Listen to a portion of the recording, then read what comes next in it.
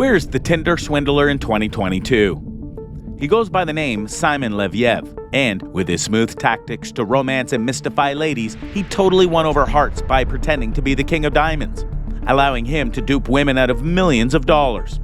Now, the real Diamond Dynasty is suing him for defamation and impersonation. Get ready for a shocking true story that you'll never forget. Imagine meeting a billionaire and having chemistry so compatible in the early stages of the relationship, you're whisked off for a vacation in Europe in a private jet. This is what it was like for Cecilia Felshoy on her first date with Simon Leviev in January 2018. They had met on Tinder, and after a coffee date at his hotel, he'd expressed regret that he had to leave for a business trip, but maybe she'd like to join him. She quickly Googled her date and discovered that he was the son of the King of Diamonds, Lev Leviev, a famed Russian-Israeli diamond oligarch.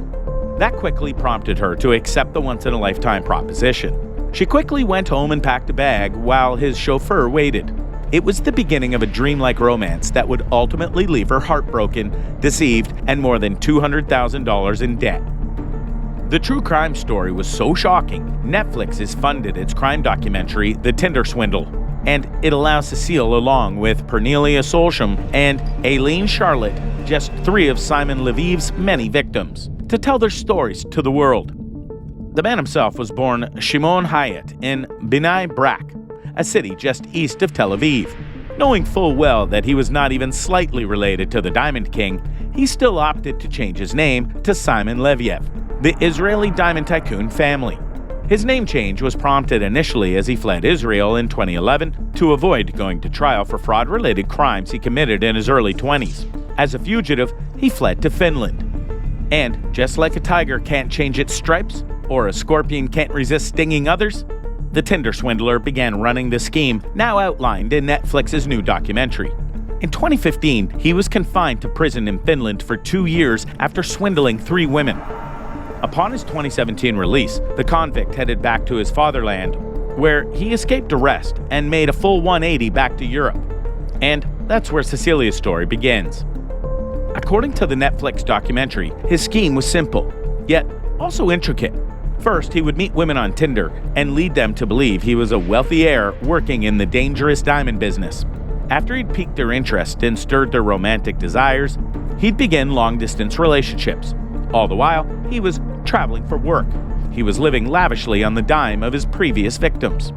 When it came time for him to extract money from his target, he'd send out an urgent message explaining that he was in danger.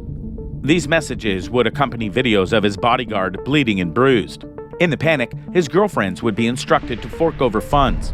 One of his favorite schemes was to tell the victims that he needed to use a credit card in someone else's name so he couldn't be tracked. According to the film, his girlfriend sent credit cards, took out loans and lines of credit, and even flew suitcases of withdrawn cash to him in his time of need. He promised to reimburse the victims, and they believed since they actually thought he was the Prince of Diamonds. They were convinced of this as they too had flown on private jets and seen him fly often. He stayed at the fanciest hotels and was always styling in designer brand clothing. Unfortunately, it was all a swindle, and he never paid them back, even though he'd pretend to do so. Even though he'd send checks, they'd bounce. If he sent jewelry, it was fake.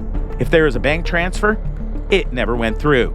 Little did each woman know that all the wealth they bore witness to had been paid for by the women who came before them. Women who were by that time alone, in debt, and desperately frustrated for answers. As his ultimate claim to infamy, he became a wanted man in Israel, Sweden, England, Germany, Denmark, and Norway. Finally, in July of 2019, Leviev was apprehended by the police using a fake passport in Greece.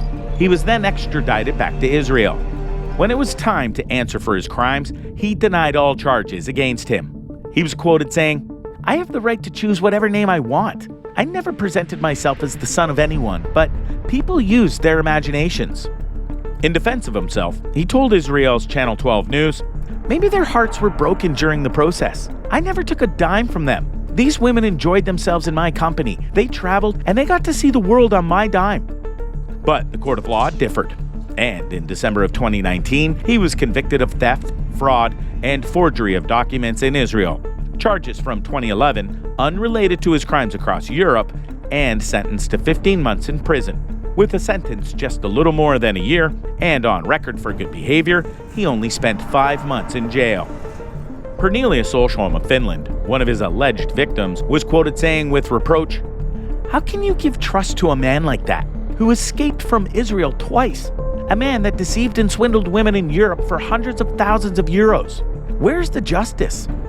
When the news of Leviev's release from prison came out, Solholm went on to tell Israel's Channel 12 News, "Myself and some other women filed lawsuits against him with the European Court of Justice and submitted complaints against him with Interpol."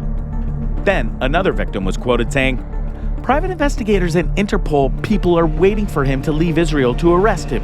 He ruined my life and shattered me emotionally and financially." But according to reports, Simon Leviev has not been charged for any crimes that may have occurred outside of Israel, including the alleged conning of Cecilia Felshhoy, Pernilla Solholm, or Eileen Charlotte, who appear in Netflix's documentary. However, according to the Times of Israel, he may have swindled an estimated $10 million from victims across the European continent from 2017 to 2019 alone. And many of them, like Cecilia, Pernilla, and Eileen, are still paying off their debts. Glee and free.